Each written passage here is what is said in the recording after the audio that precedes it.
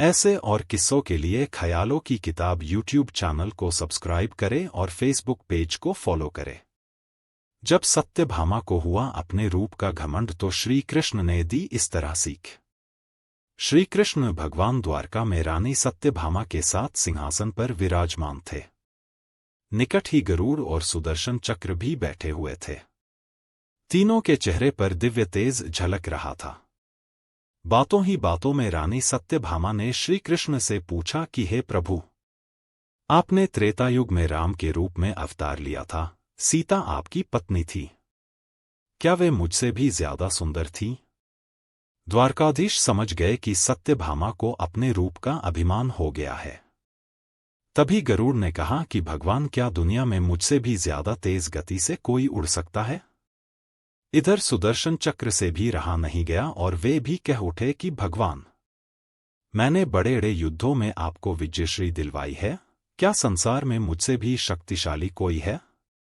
भगवान मन ही मन मुस्कुरा रहे थे।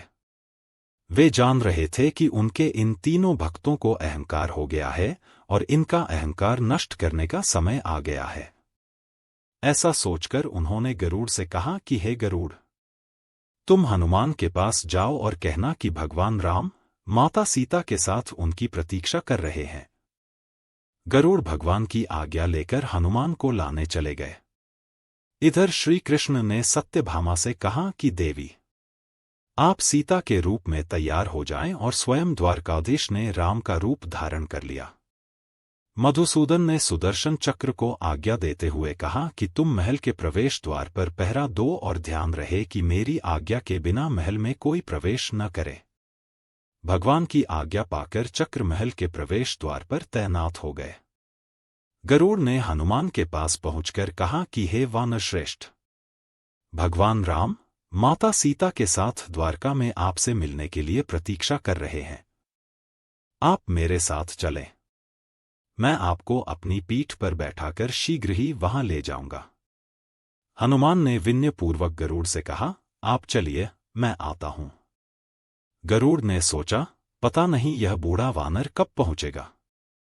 खैर, मैं भगवान के पास चलता हूं। यह सोचकर गरुड़ शीघ्रता से द्वारका की ओर उड़े।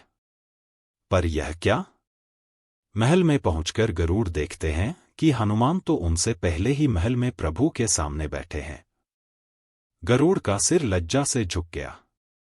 तभी श्रीराम ने हनुमान से कहा कि पवनपुत्र, तुम बिना आज्ञा के महल में कैसे प्रवेश कर गए? क्या तुम्हें किसी ने प्रवेश द्वार पर रोका नहीं? हनुमान ने हाथ जोड़ते हुए सिर झुकाकर अपने मुंह से सुदर्शन चक्र को निकालकर प्रभु के सामने रख दिया। हनुमान ने कहा कि प्रभु, आपसे मिलने से मुझे इस चक्र ने रोका था, इसलिए इसे मुंह में रख मैं आपसे मिलने आ गया। मुझे क्षमा करें। भगवान मन ही मन मुस्कुराने लगे। हनुमान ने हाथ जोड़ते हुए श्रीराम से प्रश्न किया, हे प्रभु, आज आपने माता सीता के स्थान पर किस दासी को इतना सम्मान दे दिया कि वह आपके साथ सिंहासन पर विराजमान है?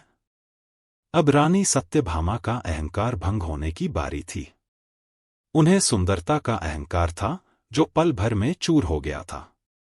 रानी सत्यभामा, सुदर्शन चक्र व गरुड़ जी तीनों का गर्व चूर चूर हो गया था। वे भगवान की लीला समझ रहे थे। तीनों की आंखों से आंसू बहने लगे और वे भगवान के चरणों में झुक गए। अद्भुत लीला है प्रभु की। अपने भक्तों के अहंकार को अपने भक्त द्वारा ही दूर किया उन्होंने। सार, जीवन में कभी भी अहंकार नहीं करना चाहिए। जरूरी नहीं है कि आज जो आपके पास है वह कल भी होगा। अपने अंदर जरा सा भी अगर अहंकार आने लगे तो स्वयं ठाकुर जी हमसे दूर हो जाते हैं। ठाकुर जी को निस्वार्थ भक्तों की ही जरूरत है, अहंकारी की नहीं।